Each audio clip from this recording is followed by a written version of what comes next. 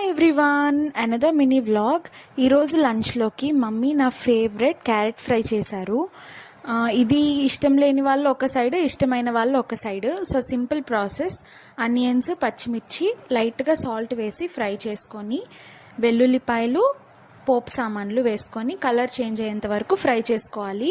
తర్వాత దీనిలో మన హాఫ్ బాయిల్ చేసిన స్టార్ ఐటెం క్యారెట్ చిన్న చిన్న ముక్కలు వేసుకొని బాగా ఫ్రై చేసుకోండి. తర్వాత చివర్లో కరివేపాకు, ఎండుమిర్చి, పసుపు అడ్జస్ట్ చేసుకోవాలన్నమాట.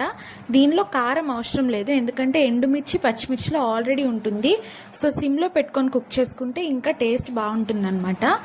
ఆశీర్వాద్ ఆట ఇంకా బెల్లం ఈ రెండింటితో కలిపి చేసే స్నాక్ మీకు తెలిస్తే నేమ్ కామెంట్ చేసేయండి. అసలు దీనికి పేరే లేదు, బట్ మేము బాగా ఎంజాయ్ చేస్తాం ఇంట్లో మమ్మీ చేస్తే. ఇవి చల్లారిన తర్వాత తింటే ఇంకా బాగుంటాయి.